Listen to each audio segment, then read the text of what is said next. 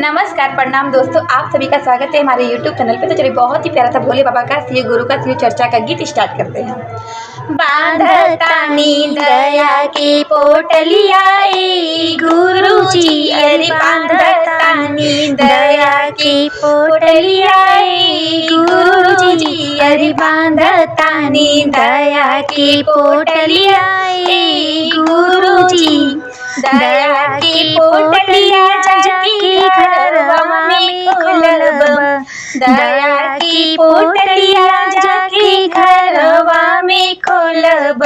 अरे भरल रहे अन धन भंडरवाए गुरु जी, अरे भरल रहे अन धन भंडरवाए गुरु जी, अरे बांधतानी दया की पोटलिया गुरु जी, अरे बांधतानी दया की पोटलिया गुरु जी, दया की पोटलिया जाके किचन घर में खोलब, दया की पोटलिया जाके किचन घर में खोलब। अरे भरल रहे 56 रंग भोजनवाए गुरु जी, भरल रहे 56 रंग भोजनवाए गुरु जी, अरे बांधतानी दया की पोटलिया गुरु जी, दया की पोटलिया जाके पशु घर में खोलब,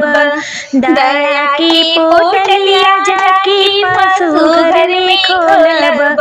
अरे भरल रहे गैया से भैंसियाए गुरु जी, भरल रहे गैया से भैंसियाए गुरु जी, बांधतानी दया की पोटलिया गुरु जी, दया की पोटलिया जाके, दया की पोटलिया जाके नैहर में खोलब, दया की पोटलिया जाके नैहर में खोलब। अरे भरल रहे भैया से भतीजवाए गुरु जी, अरे भरल रहे भैया से भतीजवाए गुरु जी, अरे बांधतानी दया की पोटलिया गुरु जी, दया की पोटलिया जाके पूजा घर में खोलब,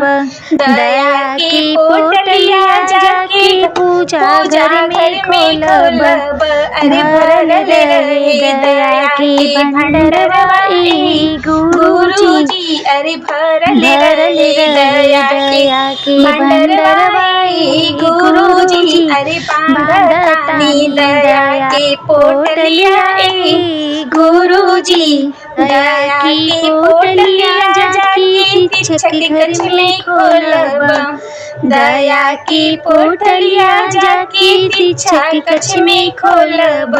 अरे भरल रहे ज्ञान के भंडरवाए गुरु जी, अरे भरल रहे ज्ञान के भंडरवाए गुरु जी, अरे बांधतानी दया के भंडरवाए गुरु जी, अरे बांधतानी दया की पोटलिया गुरु जी। तो कैसा लगा हमारा गाना? अच्छा लगे तो प्लीज़ लाइक कीजिएगा, सब्सक्राइब कीजिएगा, शेयर कीजिएगा। Bye by.